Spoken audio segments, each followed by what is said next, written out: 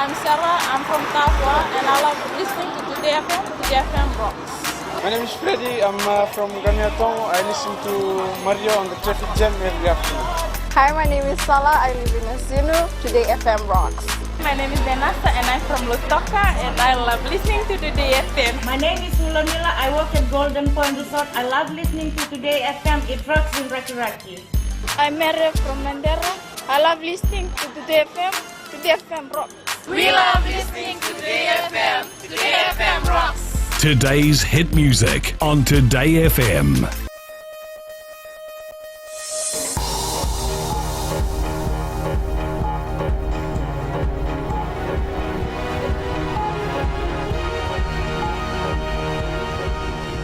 Good evening, this is FBC News. I'm Amrita Priyadarshini.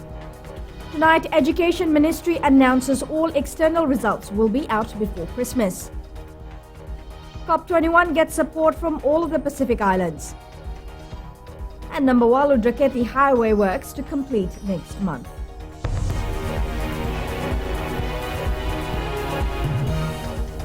Now, the Education Ministry has confirmed all external exam results will be released before Christmas. Minister Dr. Mahendra Reddy says the next set of results will be for Year 8 and 10 students, which will be released at the latest on Monday next week. Ritika Pratap reports.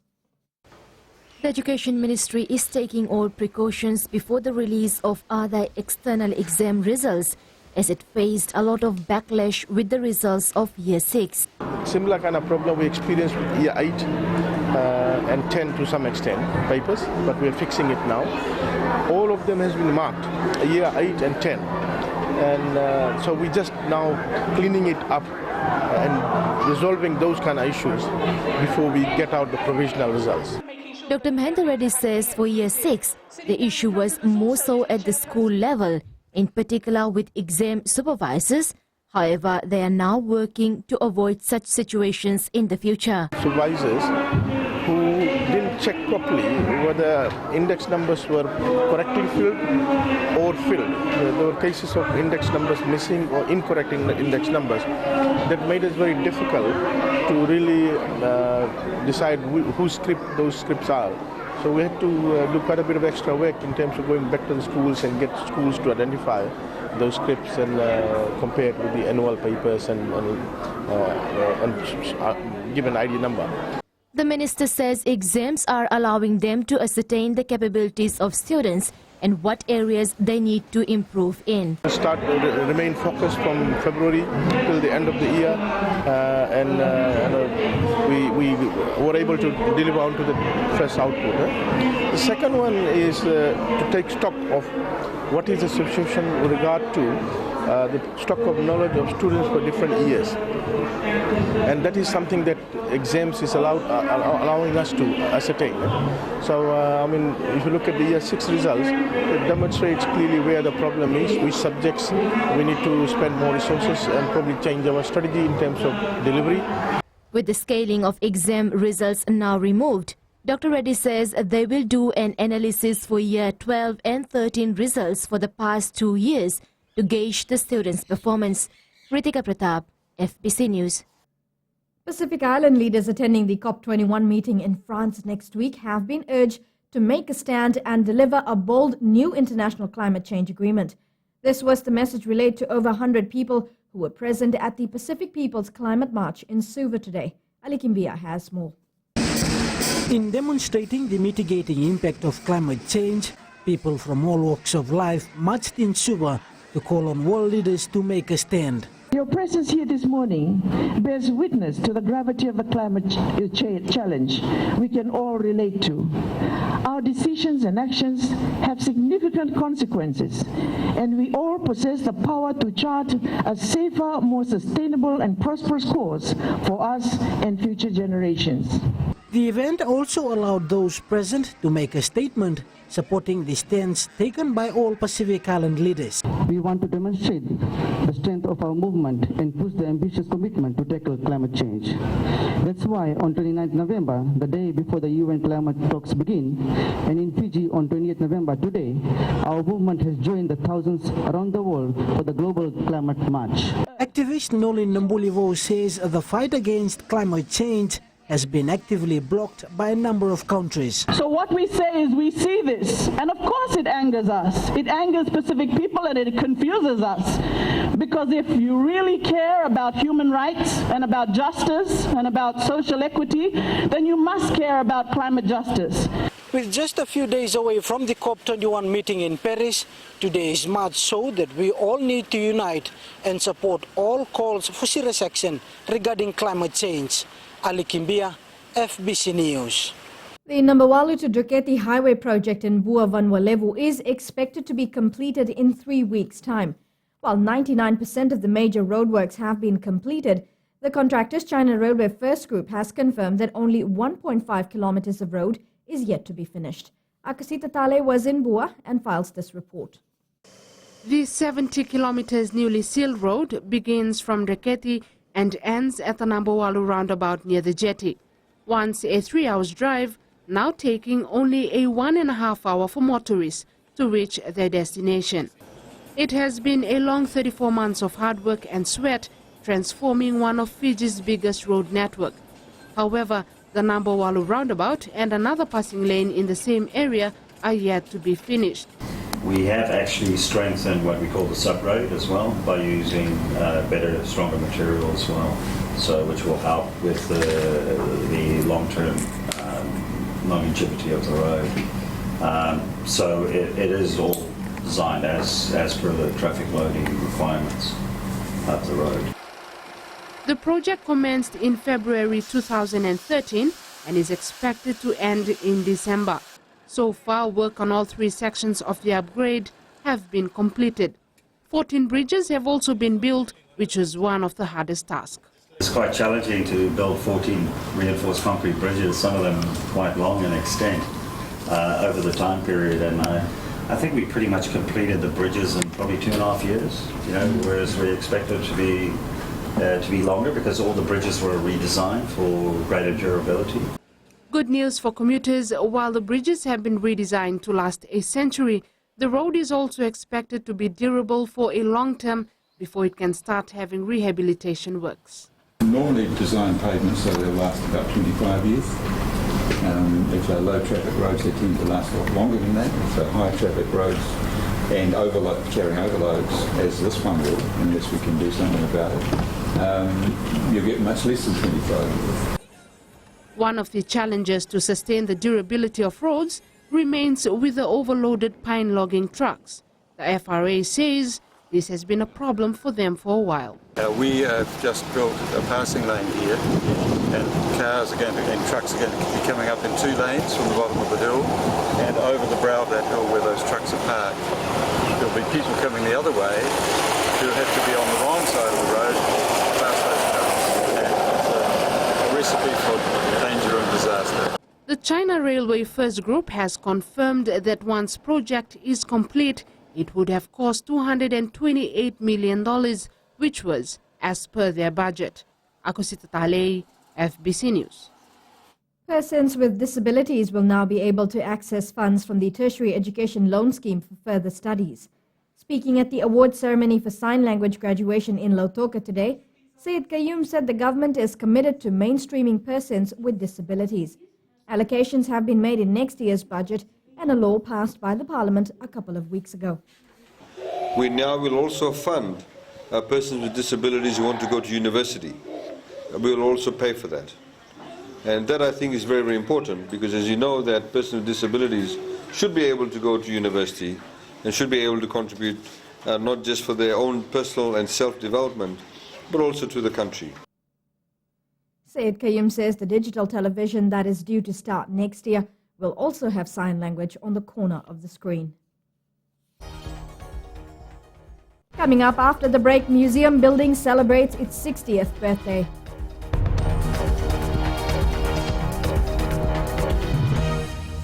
मैं Nilgiri mother's club की रोहिणी कुमार हूँ और radio Fiji 2 की मैं बड़ी दीवानी हूँ। मेरा नाम राम है, मैं लटोका में रहता हूँ और जस्ती करके मैं रेडियो फिजी 2 सुन रहा हूँ। हाय, मैं हूँ आइना नाववा टाउन से। नाववा में रेडियो फिजी 2 सबकी पसंद। मेरा नाम अश्विन है, मैं रेगरी में टैक्सी का व्यापार करता हूँ और ज़्यादातर हम लोग लड़की में रेडियो फिजी 2 सुनते हैं। हमारा नाम रोशनी है, मैं तावा टाउन से बात कर रही हूँ। मुझे रेडियो फिजी बहुत पसंद है। रेडियो फिजी 2 देश की धड़कन।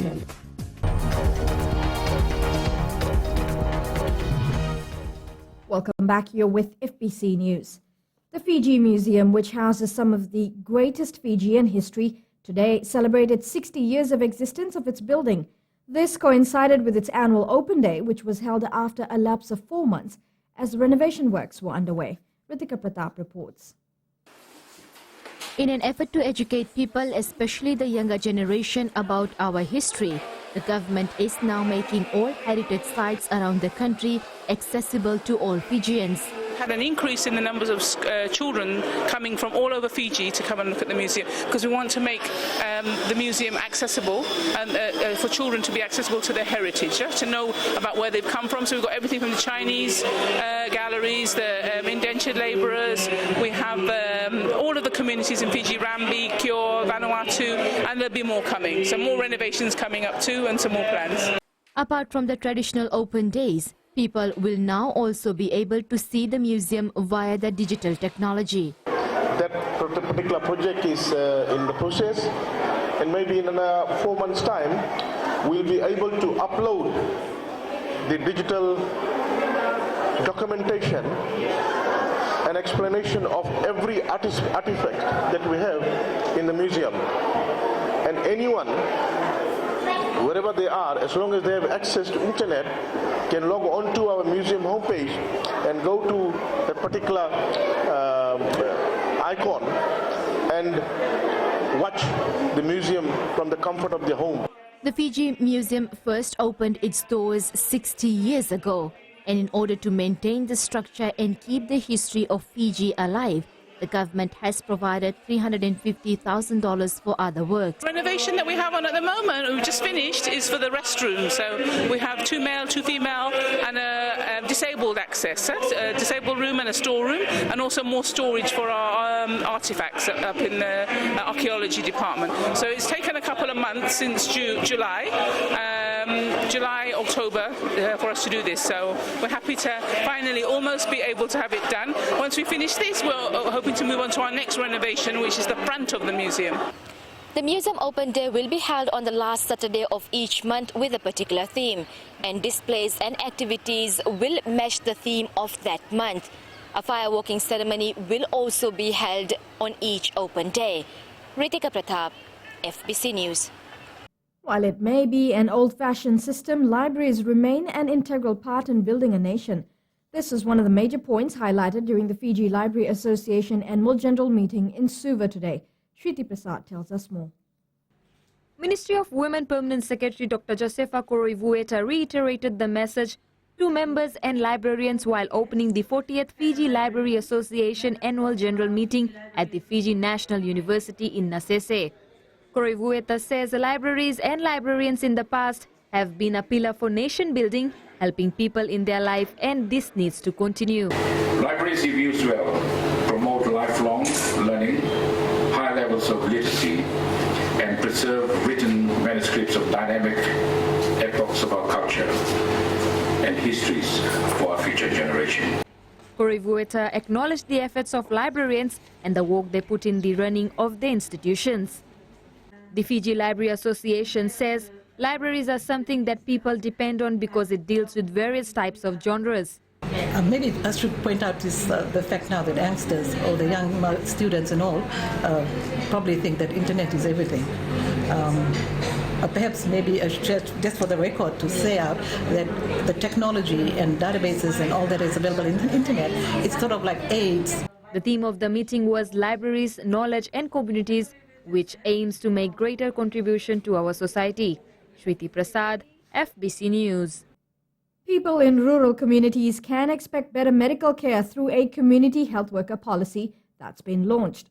The policy and new training manuals are designed to improve health services at the grassroots level by empowering people at the community level.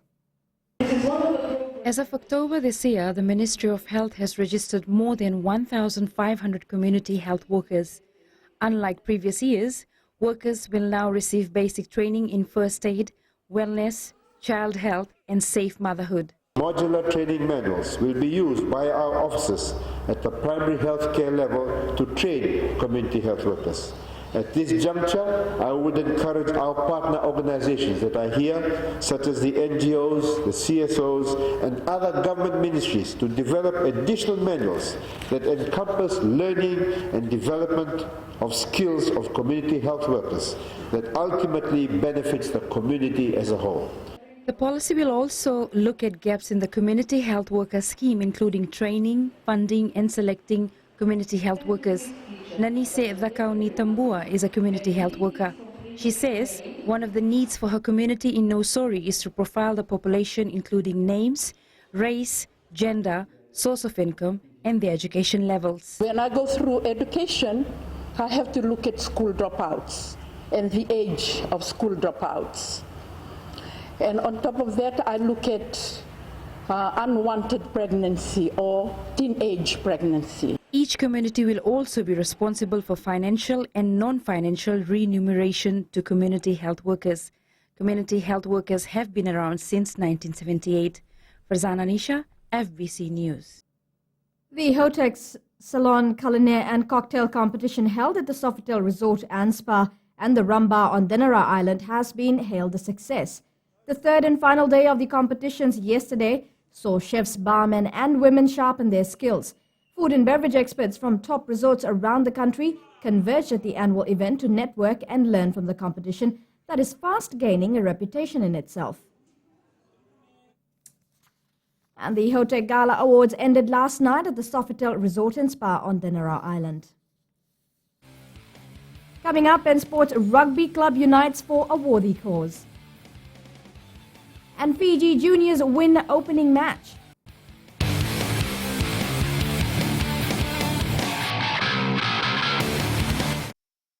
Dalgos kendo kita wani lagi menikor daw binakabiyo na ba ang Bula FM niron daw bingkarabi ben hilo po viroro odo na Bula FM number 2 na sir iyo Bula bina ang mo peli untuk taliten na porong Bula FM na wo number 2 nga ng Bula FM no sur Bula FM number 2 na sir Bula siya puni ba ulambasa na ko Vila Merikibi Bula FM number 2 na sir talita itu ngai lampas. Bula FM number 2 answer.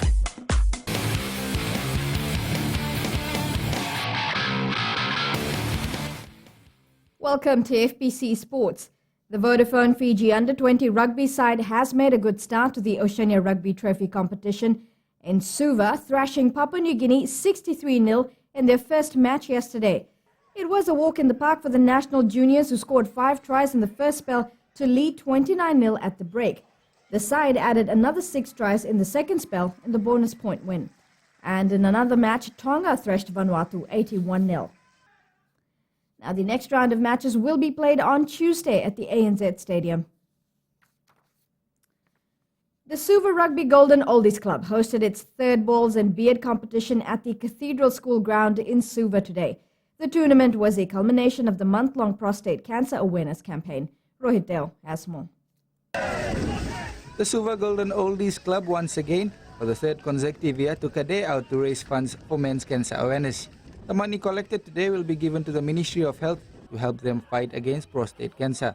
This is the third year that we are holding it.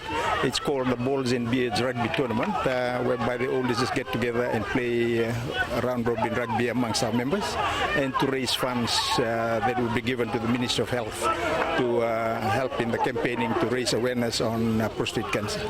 For the first time ever, a team from New Zealand also came on board, adding more flavour to the event. Yes, we have an overseas under-16 team from New Zealand here. And the club's target this year was $30,000. Rohit Deo, FBC Sports. Roy Krishna's Wellington Phoenix football side were held to a 0-0 draw against Sydney FC in the Hyundai A-League last night. In another match played last night, Melbourne City thumped Perth Glory 5-1. Now Newcastle Jets play Brisbane Roar at 8:15 p.m. tonight. The Rooster Chicken National Football Champion Playoff matches kicked off today. In the Southern Division matches at Nosari's Ratu Thakambau Park, Waindova FC of Navua went down to Suva's Bureta FC 2-0. Lokia FC and Raralevu played to a 1-1 draw, while Kurumakawa FC and Thai United also played to a 1-1 draw. Now in the Western Division, Bas Nailanga FC and Nandi's Gandhi FC played to a 1-1 draw. Namaka FC of Nandi defeated Lotoka's Press Club 2-0, while 4R Electric and Nailanga FC played to a 0-0 draw. The matches continue in both divisions today and tomorrow, with 8 teams to qualify for next weekend's finals at Govind Park. No team has so far confirmed their spot for this year's Women's Inter-District Championships currently underway at Bas Govind Park. In matches today, Lambasa defeated Navua 4-0, Tavua lost to Lami 3-0, Nanronga edged Suva 3-2, while Rewa defeated Nasinu 1-0. Ba is the defending champions of the tournament. And the semi-finals and final will be played tomorrow. The Suva Cricket Local League competition started in the capital today. There are 2 new teams taking part in the competition, with some who took part in the past years opting to pull out. Rohit Deo with more. The Suva Cricket Local League started today. Cricket Fiji High Performance Manager Joe Rika was impressed with the turnout on the first day. The good turnout, the ground's perfect, brilliant weather. And I think it's the perfect start to the season for Suva Cricket. There may be a change in venue, with most of last year's games being played at Albert Park. The competition level remains the same. Nothing massive. The rules remain the same. We probably, I think, lost out on a few teams that were part of it last season, but the turnout's been good. So I think it's Suva Cricket's looking forward to a real positive season this season. Ami are the defending champions of the competition, who defeated Yan Rana in last year's final. Rohit Deo, FBC Sports. The Fijian men's triple team of Arun Kumar, Wese Senibidi and David Aitchison have qualified for next year's World Bowls Championship. The trio have been impressive at the Asia Pacific Championships, currently underway in Christchurch, New Zealand. The side recorded 5 wins and a draw to lead Section 1. Competition in New Zealand continues, with the finals to be played next week.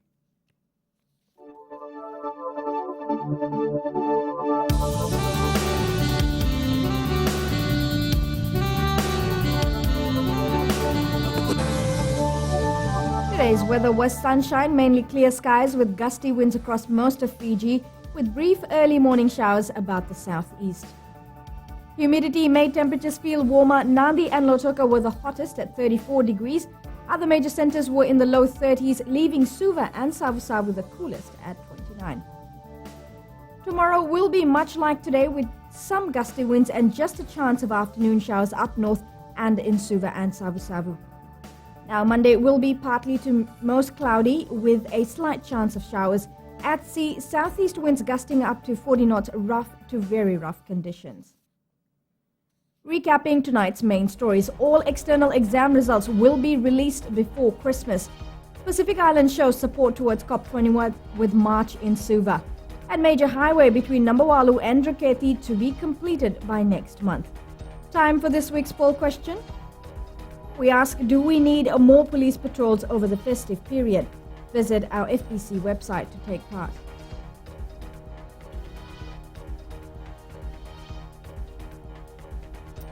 Remember, you can send us newsworthy pictures and videos on email, citizenseyes@fbc.com.fj, or share it with us via our Facebook page, FBC News.